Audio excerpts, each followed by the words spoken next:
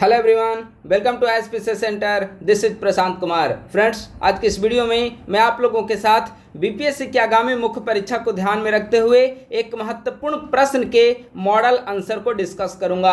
आज का जो हमारा मॉडल आंसर डिस्कशन का टॉपिक होगा वह बीपीएससी की सिलेबस के अंतर्गत जीएस पेपर 1 सेक्शन 2 यानी कि आईआर से संबंधित होगा। यह बेसिकली शॉर्ट नोट से संबंधित है। आप सभी जानते हैं कि अब बीपीएससी में प्रत्येक सेक्शन के अंतर्गत 5 शॉर्ट नोट्स लिखने के लिए पूछा जा रहा है, जो कि बहुत चैलेंजिंग होता है। इसको निर्धारित समय में वहां पर लिखना और इसका कंटेंट तैयार करना एक चैलेंजिंग टास्क है। ठीक है, तो आज मैं आईआर से संबंधित एक मॉडल आंसर को डिस्कस करूंगा। टॉपिक है भारत की पड़ोस प्रथम की नीति। पड़ोस प्रथम की नीति बहुत महत्वपूर्ण टॉपिक है। आप सभी जानते हैं कि आजादी के बाद से लेकर भारत में अभी तक अगर देखा जाए तो हर एक प्रधानमंत्री ने जिन्होंने अपना कार्यकाल पूर्ण किया है, जो भी अपने प्रधानमंत्री के पद पर रहे हैं, उन सभी का एक ही लक्ष्य था कि पड़ोसी देशों के साथ हमारा बेहतर संबंध स्थापित हो। ठीक है, हालांकि देखेंगे कि 2014 ईस्वी के बाद से इसमें काफी ज्यादा बदलाव देखने को मिला है, लेकिन फिर भी महत्वपूर्ण लक्ष्यों में से एक रहा है पड़ोस प्रथम की नीति। ठीक है, तो शॉर्ट नोट्स में यहां से प्रश्न पूछा जा सकता है, या फिर भारत का पड़ोसी देशों के साथ किस प्रकार से संबंध देखने को मिल रहे हैं, ऐसा अगर आईआर में कुछ सवाल आ जाए तो वहां पर भी आप इसका यूज कर सकते हैं। आइए इंट्रोडक्शन के साथ इसका आंसर हम लोग शुरुआत करते हैं। शॉर्ट नोट्स है, आप लोग ध्यान रखिएगा। पड़ोसी देशों के साथ बेहतर संबंध कायम करना भारतीय विदेश नीति का एक महत्वपूर्ण आधार रहा है। आप आजादी के बाद से लेकर चलिए नेहरू के दौर से लेकर अभी वर्तमान नरेंद्र मोदी के दौर तक देखेंगे तो पड़ोसी देशों के साथ हर कोई देश बेहतर संबंध बनाना चाहता है। जब तक आपके पड़ोसी देशों के साथ बेहतर संबंध नहीं होंगे तब तक कोई भी कंट्री सुपर पावर नहीं बन सकता है। यही कारण है कि हर एक प्रधानमंत्रियों ने अपने कार्यकाल के दौरान पड़ोसी देशों के साथ बेहतर संबंध सुनिश्चित करना अपना प्रायोरिटी रखा। वर्ष 2014 में भारत में नई सरकार के गठन के पश्चात भारत इस नीति पर सक्रियता से अमल कर रहा है।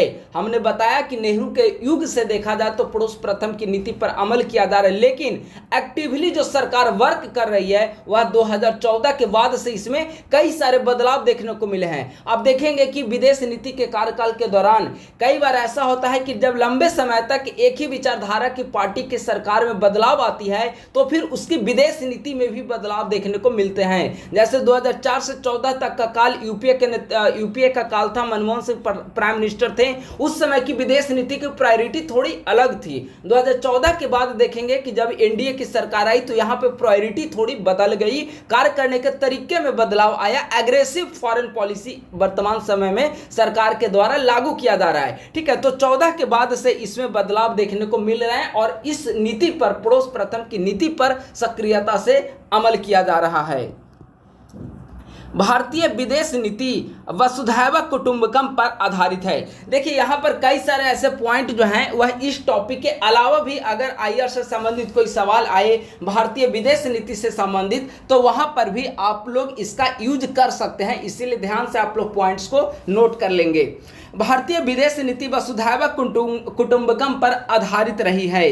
स्वतंत्रता के बाद से विभिन्न सरकारों के द्वारा पड़ोसी देशों के साथ संबंधों को वरीयता प्रदान की गई। हमने बताया ना कि आजादी के बाद से नेहरू के दौर से लेकर वर्तमान समय में नरेंद्र मोदी तक का दौर देखेंगे तो हर एक प्रधानमंत्री ने यही चाहा है कि हमारे पड़ोसी देशों के साथ संबंध सुधर जाएं। यही कारण है कि 1999 में देखेंगे कि कारगिल वॉर के बाद भी अटल बिहारी वाजपेयी ने पाकिस्तान जाकर लाहौर समझौता करना चाहा पाकिस्तान के साथ, ताकि हमारे इसके साथ संबंध जो हुआ बेहतर हो सके।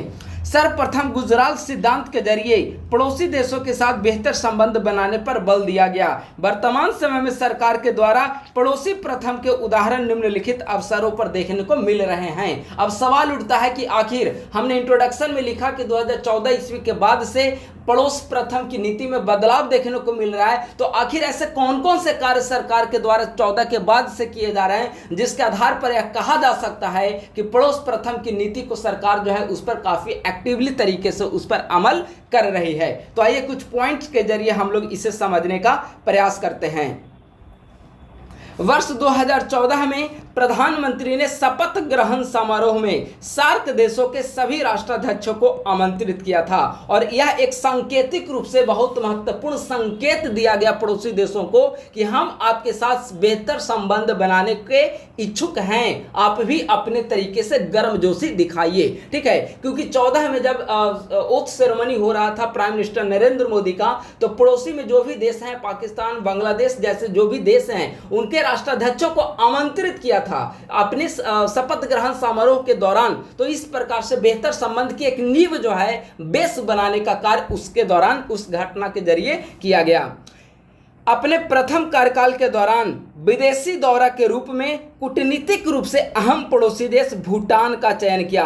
प्राइम मिनिस्टर की पहली दौरा जो हुई, अब कई सारे देश में आप देखेंगे कि पहला दौरा अक्सर सुपर पावर कंट्रीज के साथ रिलेशन को बेहतर करने के लिए किया जाता है, लेकिन भारत ने अमेरिका, रशिया आदि देशों के साथ आदि देशों में भारतीय प्राइम मिनिस्टर ना जाकर कहां पर गए, भूटान में गए, जो कि भारत का एक पड़ोसी देश है। और पड़ोसी देश ही नहीं, भूटान भारत के लिए रणनीतिक और सामरिक रूप से भी एक महत्वपूर्ण देश है। ठीक है, तो भारतीय प्राइम मिनिस्टर ने कहा पहला अपनी पर्यटन टूर के रूप में, विदेशी यात्रा के रूप में भूटान को चुना। ठीक है, अगला, भारतीय प्रधानमंत्री ने अपने कार्यकाल के दौरान लगभग सभी पड़ोसी देशों की यात्राएं की है, चाहे वह भूटान की यात्रा की हो, नेपाल की कई बार यात्रा कर चुके हैं वर्तमान समय प्राइम मिनिस्टर। ठीक है, बांग्लादेश हो, तो इन सभी देशों में आप देखेंगे कि प्राइम मिनिस्टर की यात्रा हो चुकी है। और अगर किसी प्राइम मिनिस्टर की किसी दूसरे देश में दौरा होती है तो माना जाता है कि उस देश के साथ बेहतर संबंध बनाने को दोनों जो हैं वह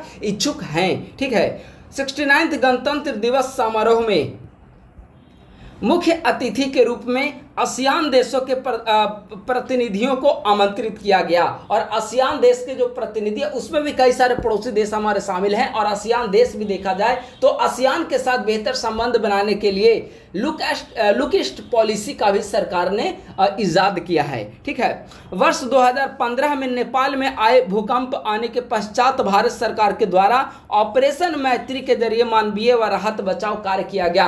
पड़ोसी देशों के ऊपर जब भी संकट आया, चाहे आप श्रीलंका का वर्तमान समय देखिए, श्रीलंका में अभी वित्तीय संकट की स्थिति आई, वहां पर भी भारत ने श्रीलंका को वित्तीय संकट की स्थिति से उबारने का भरपूर प्रयास किया।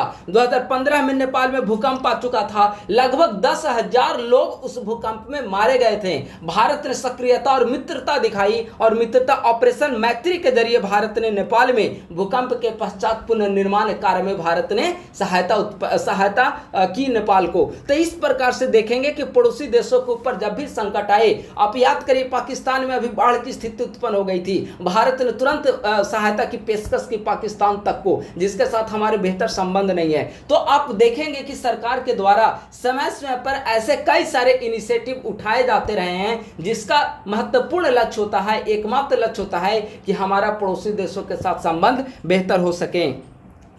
कोविड-19 के दौर में भारत के द्वारा पड़ोसी देशों को वैक्सीन मैत्री के जरिए टीके की पर्याप्त उपलब्धता सुनिश्चित की गई। कोविड-19 के दौर में आप देखेंगे कि वैक्सीन मैत्री के जरिए भारत के द्वारा पड़ोसी देशों के साथ साथ विश्व के कई ऐसे देश थे जिनको टीके वहां पर उपलब्ध कराए गए। अफ्रीकी कंट्रीज को ज़्यादा संख्या में टीके उपलब्ध कराएंगे, साउथ अमेरिका के जो कंट्रीज है वहां पर टीके उपलब्ध कराए गए। लेकिन व्यापक स्तर पर आप देखेंगे तो भारत के जो पड़ोसी देश है, स्पेशली भूटान वगैरह को भी भारत ने बड़े स्तर पर वैक्सीन मैत्री के तहत निःशुल्क टीके वितरित किए हैं। भारत अफगानिस्तान में तालिबानी सत्ता के बावजूद अब संरचनात्मक विकास के कार्यों में सहायता कर रहा है। कारण यही है कि अफगानिस्तान भी जो है वह भारत के लिए रणनीतिक रूप से महत्वपूर्ण है और इसीलिए भारत चाहता है कि एक लोकतांत्रिक रूप से सशक्त अफगानिस्तान निर्मित हो ताकि हमारे उसके साथ बेहतर संबंध बने। क्योंकि अगर वहाँ पर एक राजनीतिक स्थिरता, लोकतांत्रिक सरकार वहाँ पर गठन होगी, भले अभी तालिबान का सत्ता का दौर है वहाँ पर, लेकिन एक समावेशी, स्थिर और लोकतांत्रिक अफगानिस्तान ही भारत के लिए महत्वपूर्ण है। ठीक है, क्योंकि अगर वहां पर राजनीतिक अस्थिरता, उथल पुथल का दौर होगा तो बॉर्डर हमारा 106 किलोमीटर की साझा होती है अफगानिस्तान के साथ, तो वह कहीं ना कहीं उसके जरिए हमारे यहाँ भी अस्थिरता, अलगाववाद की समस्या उत्पन्न, आतंकवाद की समस्या देखने को मिल सकती है। ठीक है, विदेश नीति में भारत ने किसी देश के दल विशेष को प्राथमिकता न देकर सभी दलों के साथ संबंधों को सुधारने पर बल दिया और यही कारण है कि आप देखेंगे कि कई कई बार प्रधानमंत्री का दौरा ऐसा भी होता है कि जब आप किसी देश में जाते हैं तो वहां के विपक्षी दल के नेताओं के साथ भी उनकी मीटिंग होती है। यहां भी आप देखेंगे कि भारत में कई बार ऐसा भी होता है कि जब दूसरे देश के प्रतिनिधि यहां पर आते हैं प्राइम मिनिस्टर के साथ द्विपक्षीय वार्ता के लिए, तो कभी कभी विपक्षी दल के नेताओं के साथ भी उनकी वार्ता या मीटिंग होती है। तो उनका मुख्य लक्ष्य यही होता है कि हो सकता है कि आने वाले समय में किसी राष्ट्र में सरकार बदले, तो सरकार बदलने के पश्चात हमारी प्राथमिकता में भी बदलाव उत्पन्न ना हो, इसीलिए वे सत्तारूढ़ दल के साथ साथ विपक्षी दलों को भी विश्वास में रखना चाहते हैं। ठीक है, तो यह भी एक महत्वपूर्ण रीजन है। भारत पड़ोसी देशों के साथ संबंधों को सुदृढ़ बनाने के लिए 3C यानी कि कल्चर, कॉमर्स एंड कनेक्टिविटी की दिशा में कार्य कर रही है। और आप देखेंगे कि भूटान में चाहे पुनर्निर्माण का कार्य हो, अफगानिस्तान में पुनर्निर्माण का कार्य हो, या फिर नेपाल और श्रीलंका में पुनर्निर्माण का कार्य हो, चाहे वह बांग्लादेश में हो, भारत सरकार के द्वारा अभी हाल ही में भूटान का जब दौरा हुआ था भारतीय प्राइम मिनिस्टर का, तो वहां पर भूटान को अगले पंचवर्षीय योजना के लिए लगभग 10,000 करोड़ रुपए, ठीक है, आप डेटा को एक बार चेक कर लेंगे, तो बड़ी मात्रा में राशि उन्होंने उसकी सहायता के लिए प्रोवाइड की। तो भारत सरकार का आप अफगानिस्तान में देखिए कितना पुनर्निर्माण कार्य किया जा रहा है। ठीक है, तो भारत सरकार का एकमात्र लक्ष्य रहा है कि सारे पड़ोसी देशों को विकसित बनाया जा सके, उनके साथ मित्रवत संबंध बनाया जा सके, ताकि सुपर पावर एक कंट्री के रूप में भारत की पहचान दिलाई जा सके।